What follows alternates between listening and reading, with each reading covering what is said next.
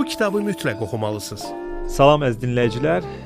Bugün sizinlə Larisa Surkovanın 1-3 yaş uşaqlar üçün faydalı məsləhətlər generatoru kitabından danışacağam. İşgüzar ədəbiyyat üzrə mütəxəssis bloger Sərxan Rüstəmovun növbəti tövsiyəsi.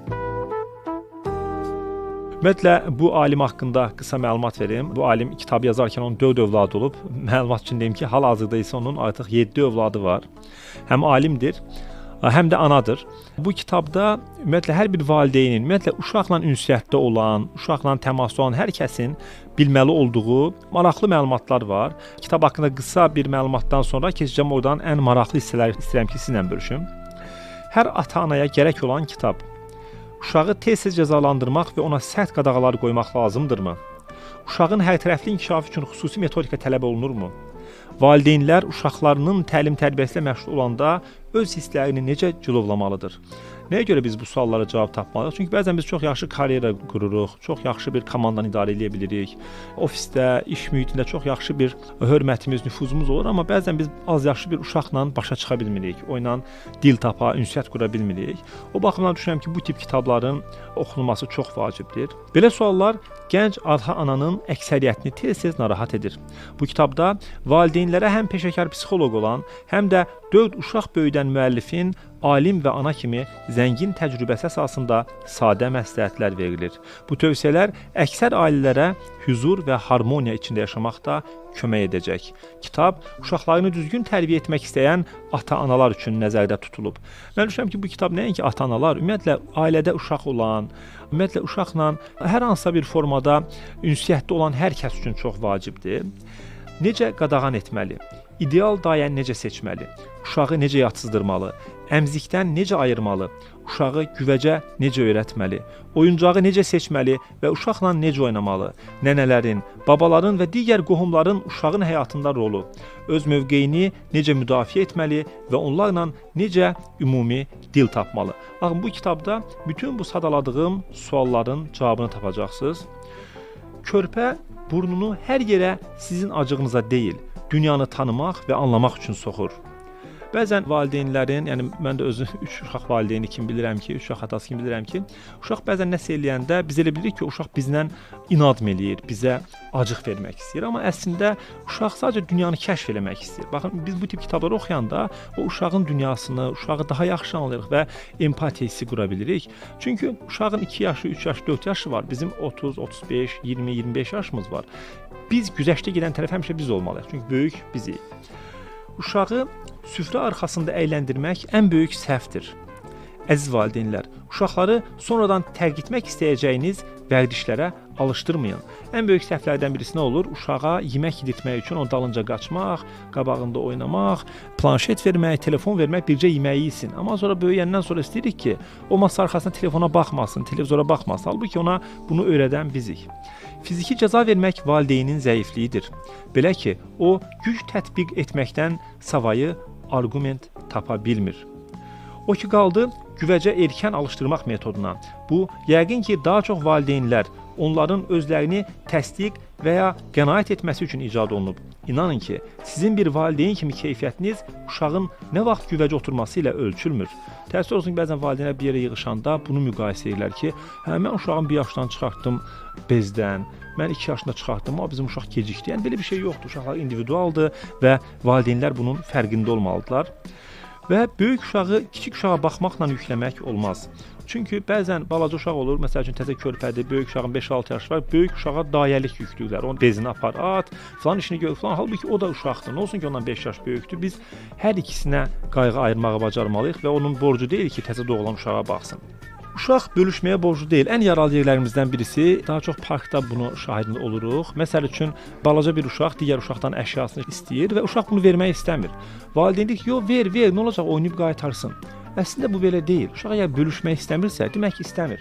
Əksinə bu da valideyn öz uşağının yanında olmalıdır. Deməli ki, vermək istəmirsə, vermə. Məsəl üçün bizdən bir anadan başqa bir ana gəlib çantasını istəsə, verərmi? Biz özümüzü tez qoymalıyıq uşağın yerinə. O da uşağı müdafiə etməliyik, uşaq tək qalmadığını hiss etməli. Yəni zorla yox, ver, bu doğru deyil. Onu müdafiə edin və meydanda tək qalmasın. Başqa uşağı tərbiyələndirməyə çalışmayın. Hətta onun haqsız olduğunu bilsəniz belə. Uşağı bağçaya verməyin, bu 2 qat stressə səbəb olacaq. Bəzən uşaq təzə doğulur və böyük uşağı tez bağçaya vermək istəyir ki, balacaya vaxt qalsın. Bu böyük uşaqda daha çox stres və aqressiya yaradır ki, təzə uşaq gəldi, mən ona görə getdim bağçaya. Yəni ona görə o uşaqlar arasında əslində psixoloqlar da, pedaqoqlar da tövsiyə edirlər ki, ailə planlaması çox önəmlidir. Heç olmasa 3-4 yaş fərq olmalıdır ki, valideynlər çox əziyyət çəkməsinlər. Valideynlərin nadiclik hesab etdikləri şey uşaqlar üçün dünyanı öyrənmək üsuludur. Unutmayın ki, uşaq dəcəlliyinin 100 haldan 99-unda ananı başqa işdən ayırmaq tələbatı durur təməlində. Yəni əgər uşaq dəcəllik eləyirsə, demək ki, ana ona diqqət ayırmır. Hətta uşaq bəzən deyir, ananın ona əsəbləşməsini, onu danlamasını belə razıdır ki, yetər ki, ona vaxt ayırsın, ona o ilə ünsiyyətə keçsin. Ona görə biz uşaqlarımızı bu vəziyyətə salmamalıyıq ki, uşaq diqqətdən, qayğıdan kənar qalsın və yaxud uşaq bəzən öz-özünü xəstələndirə bilir. Görür ki, xəstələnəndə buna anası qayğı göstərir, o uşaqda fərqli bir psixoloji xəstəlik halı yarana bilir. İsterika. Maraqlıdır, görəsən mənim imkanlarımın hüdudu haradadır? İsterika uşağın lüğətində bu mənaya gəlir. Yəni görürsən mən nə qədər ağlasam bunu əldə edə bilərəm. Onu ana duya bilməlidir uşağı. Unutmayın, oyuncağa nə qədər pul xərclənməsi əsas deyil. Mühüm olan sizin və yaxınlarınızın uşağa ayırdığı vaxt və onun nə dərəcədə keyfiyyətli olmasıdır. İnkişaf uşaqla valideynin ünsiyyətində, onların birgə vaxt keçirməsində, söhbətlərində, oyunlarında, qucaqlaşmalarında, müştərək həyatındadır. Bunu içi rəngbərəng daşlarla və ya boyalarla dolu heç bir qutu əvəz edə bilməz. Bəzən biz özümüzü aldadırıq, düşünürük ki, mən karyera, iş, uşağıma gün ağlayıram, gələcək qururam, amma uşağın o çox gözəl anlarını, çox gözəl yaxşılarını ötürürük, bada veririk. Biz bəzən ona bahalı bir əşya almaqla, bahalı bir hədiyyə almaqla sanki kompensasiya eləyəcəyimizi düşünürük, amma bu qətiyyən belə deyil.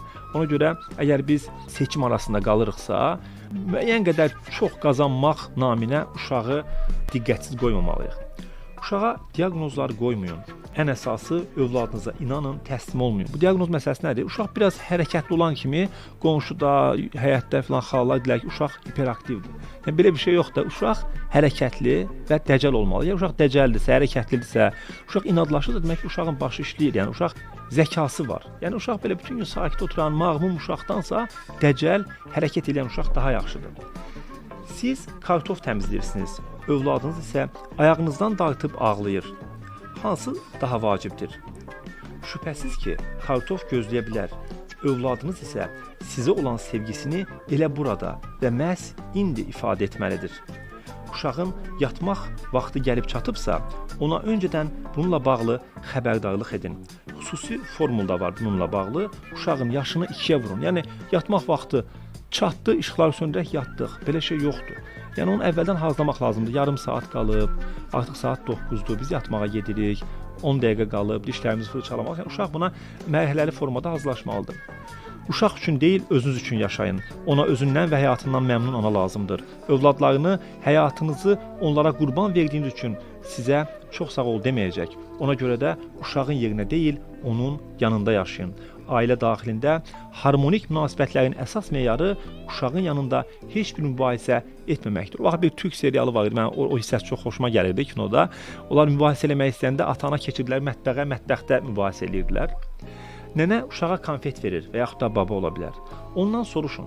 Uşağın sağlamlığına ziyan vurmaq, sevgisini ifadə etməyin yeganə yoludur. Bu bizdə də var. Yəni bəzən ata-ana uşağa sevgi ifadə edə bilmirik deyə, ona vaxt keçirə bilmirik deyə, ona ya konfet veririk, nəsə alırıq ki, bu ilə o sanki ürəyimizi rahatlatmaq istəyirik. Uşaq istər 1 yaşında olsun, istər 10, hər şeydən əvvəl insandır və bu adamın sizin arzularla yaşamaq kimi bir öhdəliyi yoxdur. Uşağı cəzalandırmaq yollarını axtarırsınızsa, özünüzü cəzalandırmaqdan başlayın. Uşağın sizdən nə istədiyini, niyə sizi əsəbləşdirdiyini, mızıldandığını və şıltaqlıq etdiyini anlamırsınız. Telefonu, qazanı, əskini bir kənara qoyub yanında oturun. Körpənizi qucağınıza götürün. Yox, əgər çox böyükdürsə, onu qucaqlayın və sadəcə yanında oturun. Yalvarıram sizə, uşaqları müqayisə etməyin. Onların hərəsi bir cürdür. Onların hər kəs kimi olması lazım deyil. İmkan verin, özləri kimi olsunlar. Uşağınızla bağlı uydurduğunuz idealı deyil, onun özünü sevin və unutmayın ki, o adamdır. Uşaqlara hörmət edin.